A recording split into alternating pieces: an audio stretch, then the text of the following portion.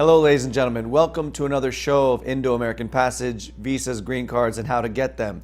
I am your U.S. immigration attorney, Dave Banad Viswanath with the Banad Law Offices, Banad Immigration.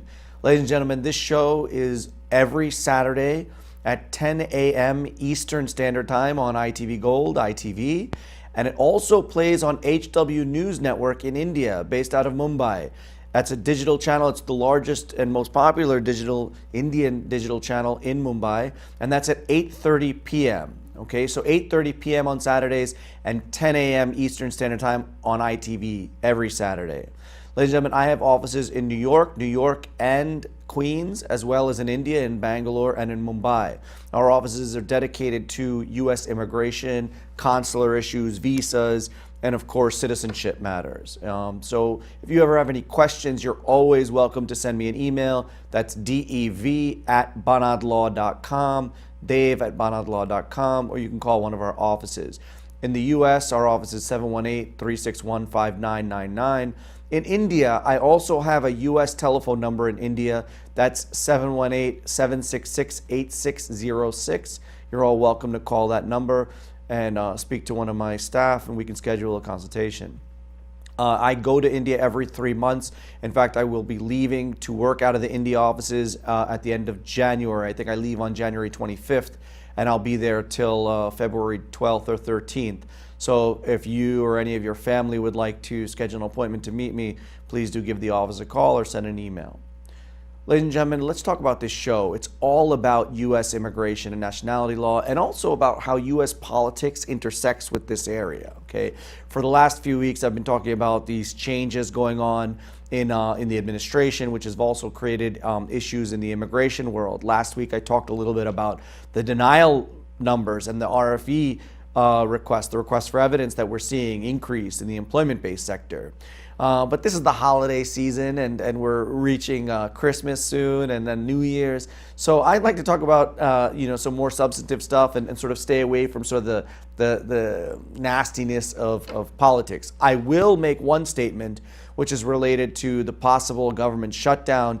You know, this Friday is a drop-dead date, if you will, for Congress and the President to come to some budgetary agreement, or at least a stopgap measure, because if not, we will have a partial government shutdown. That means non-essential programs, including the EPA and maybe parts of Department of Homeland Security, which includes immigration services, may be shut down temporarily.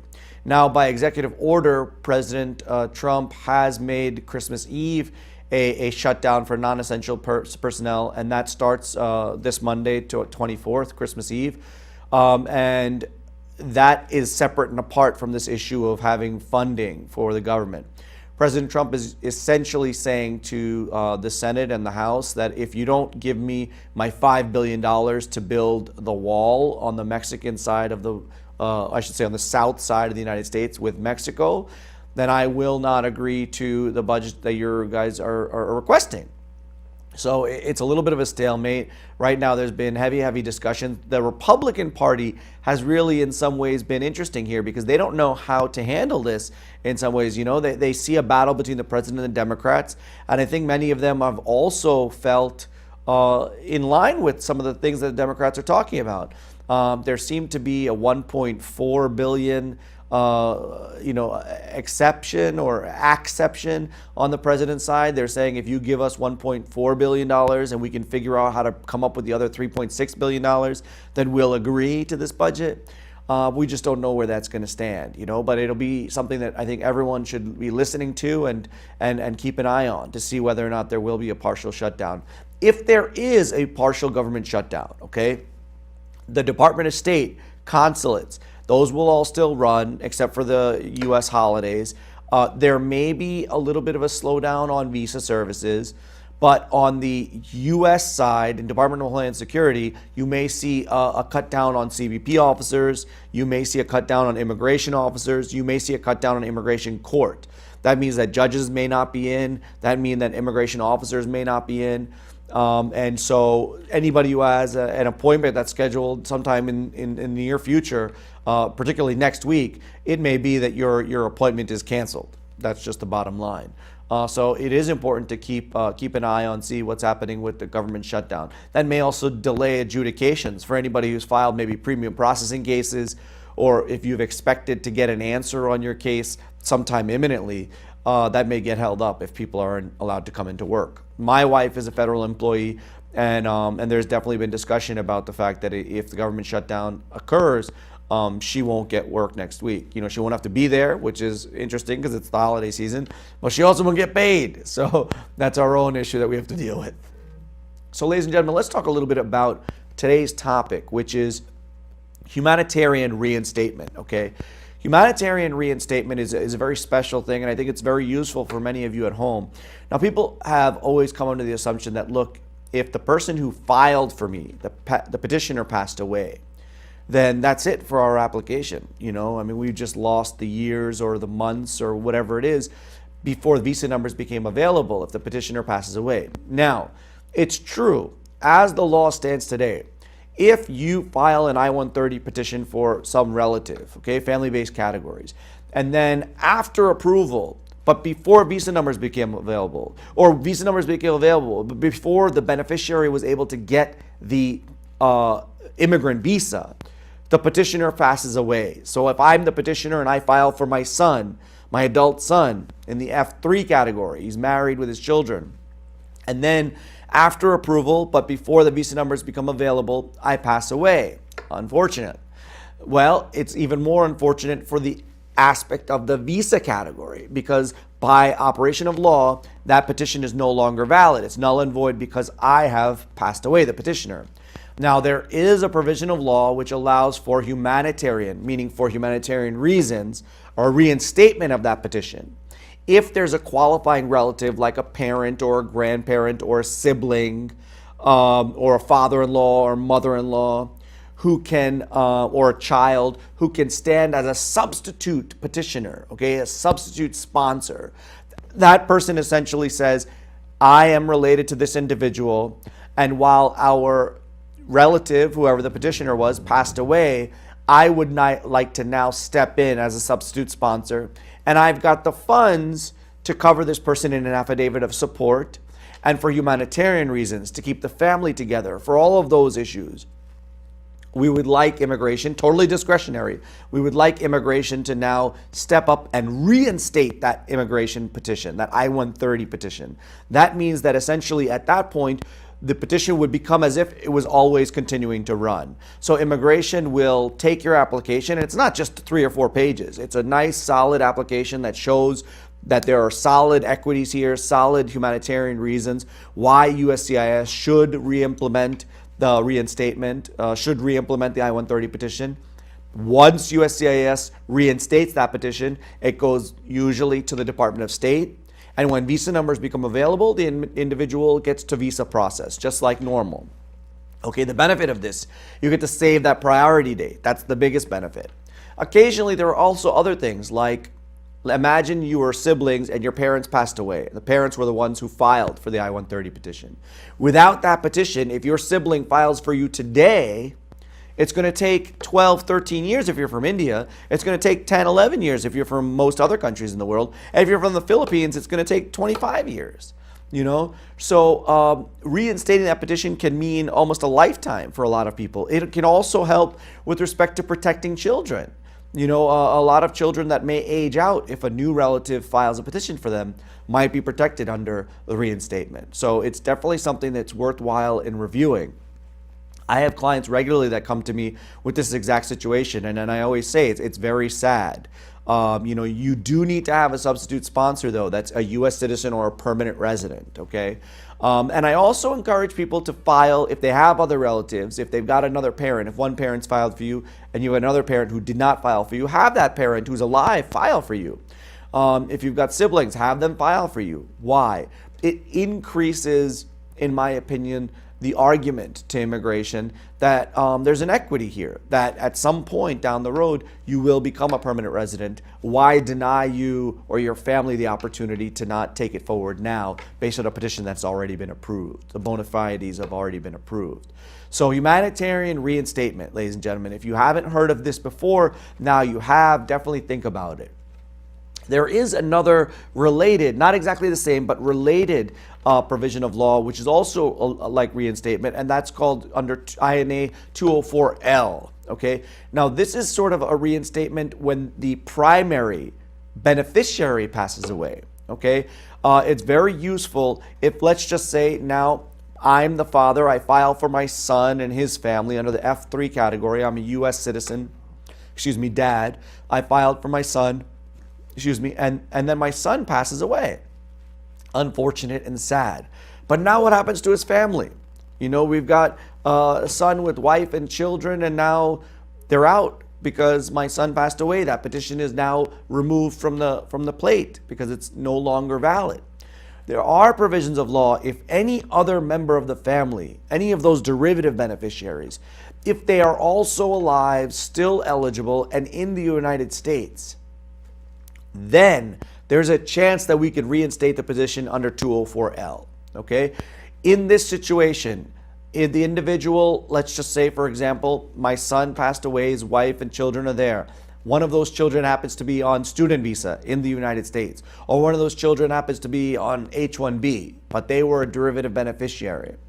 Then we can make a request to the United States government to reinstate that petition and allow for the wife and children to come through based on 204L. It's a great provision of law, and USCIS has said if you're eligible under both provisions of humanitarian reinstatement and reinstatement under 204L, by all means apply for them both together. Okay, so when you have a situation where your I-130 petition has been filed for you, and either the primary beneficiary or the petitioner themselves have passed away, don't lose hope right away. I mean, it's sad enough that you've lost your family member, okay? And I do mean that. We should never take away from the reality of things, which is that we've lost a family member.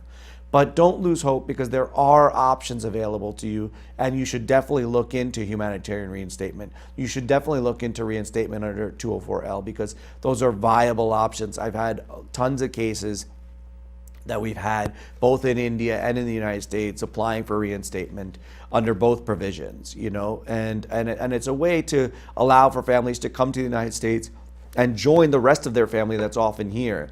I've got a whole bunch of people that say, you know what, 90% of our families in the United States now, and this is the last family to complete us. And now because daddy's passed away, or because mom has passed away, or because our brother who brought us all over has now passed away, we're stuck. And I often tell them, look, their hope is not all lost. You still have opportunities available. You still have things to consider.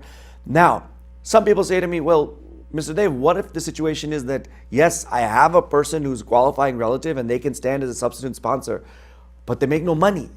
My mother, she's available, but she's not earning. What do we do?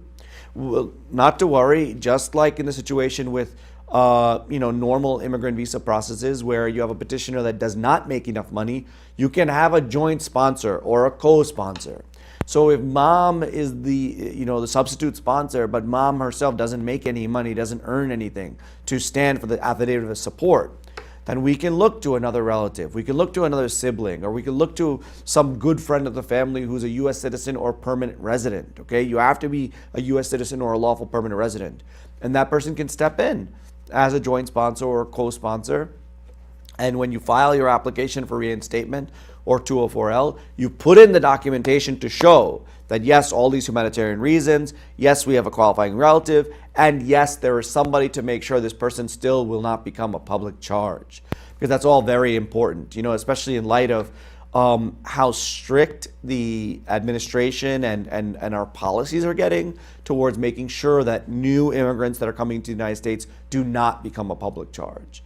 So definitely something that you should consider, definitely something that you should know, and remember, it doesn't matter if the actual person that's stepping in as a substitute sponsor makes enough money, as long as there's someone else that can step in to do joint sponsorship or co-sponsorship. Now, I've had people in situations where they came to me and said, Mr. Dave, we were actually in the process of the immigrant visa, and then the petitioner passed away. So we filed our DS-260, I-130 was approved, we paid the visa fees, we did the DS-260, everything's great. Then right before the interview, dad passed away. What do we do? Mom passed away. What do we do? And I say to him, look, it's very sad, it's very unfortunate, we have to go through the same process. We're going to have to notify the consulate one way or the other, because I'm telling you right now, if you go to that visa interview, it's going to be denied. The consulate's not going to make a decision right there saying, oh, okay, you know what? I feel so bad for you. Here you go. Here's your visa. They're going to say, no, unfortunately, very, very sorry. But the truth is we need to send this petition back to USCIS, and USCIS is going to send you a notice of intent to revoke unless they reinstate the petition. So I want to tell all of you this because I know there are clients that tell me, no, our interview's in 3 weeks. Please, let's get it done. No, everything has its process and we have to do it properly. Okay, so the way it works is you come to me or you come to an attorney, we discuss this matter, we engage the consulate, we let the consulate know affirmatively, this is what's happened, petitioner has passed away. Consulate will then acknowledge that we've said this, and they will take the petition and send it back to USCIS with the notification that the petitioner has passed away. USCIS will then notify the petitioner that the petition is now revoked or it's going to be revoked. Now, once the USCIS is notified, really it's in your power to start the humanitarian reinstatement submission. Okay? So once you get notification from the consulate that the petition is being sent back to USCIS, you're in a pretty good position to send in your request for humanitarian reinstatement. Sometimes I tell clients that we want to wait a little bit just to make sure that all the agencies are on the same page. Sometimes USCIS will even send us notification saying we've received the death certificate, and by virtue of the death of this individual, the petition is revoked. Any of those steps will help to ensure that now you can file the humanitarian reinstatement. Now, some people say, what if the petition wasn't approved? Okay, what if the I-130 petition never got that approval? Well, in that situation, ladies and gentlemen, under almost every circumstance, humanitarian reinstatement will not work. Okay, so if dad filed the I-130 for you, and after a month and before approval, dad unfortunately passes away, in almost every situation, you're not going to be able to reinstate that petition. The petition needs to be approved and then revoked by virtue of the death and then reinstated. But if the petition was never approved, then the law doesn't really provide for it. Okay, so these are a few different aspects of things. On 204L, on the other hand, there are opportunities under 204L where an individual could reinstate the petition if the process ended because the primary beneficiary passed away. Okay, so there are opportunities there and you should definitely consider them, okay? But as I said before, for humanitarian reinstatement, you need an approved petition. So if the petitioner passes away, you do need an approved petition. If the primary beneficiary passes away, there may be some opportunities to get that application adjudicated correctly. So, ladies and gentlemen, what I'm trying to articulate here is that no matter what, if you have an I-130 petition and an application hasn't ended, there may be options available for you. Okay. Now, as I said, when I go to India, one of the things that I do is I set up, appointments with clients or potential clients, and people will come in with their cases and their information. I'm going to tell you all right now, one of the best things you can do is make sure you have as much documentation as possible before meeting your attorney, okay? Before meeting the person that's going to advise you on the immigration matter. Have the I-130, the approval notice. Have the original petition if you've got the forms to show who was on those forms. Have any family members who might be able to stand in as substitute sponsors. Bring a copy of their green card. Bring a copy of their U.S. passport. Bring the beneficiary's birth certificate. Bring the beneficiary's marriage certificate. Those are all very, very helpful in that first analysis. Okay, bring any documentation that's related to the U.S. consulate or the National Visa Center, what we call the NVC. Every one of those things is going to be helpful to making a decision. Okay, and when you talk to the attorney, when you come to me or when you come to somebody else, make sure you have as much in terms of factual information right there and ready so that the calculation and the determination is clear. And also, one thing that you want to make sure is if you do have all those things, you feel pretty comfortable about it, that you have a substitute sponsor, not only that can afford it, but if they can't afford it, you have a joint sponsor or a co-sponsor that can step in too. One other question that comes up is, what about CSPA, the Child Status Protection Act? What if I have children and they might have aged out? What happens with them? Reinstatement petition will also be used, and we can also do an analysis for Child Status Protection Act in reinstatement cases, okay? So for anybody who's like, oh my God, now my son or my daughter's 25 years old, okay? And this was done, through his, my brother. My brother filed for us. We were ready to go. Unfortunately, my brother passed away. Children, looks like they aged out, but we saw CSPA protected them. Now my brother's gone. What happens?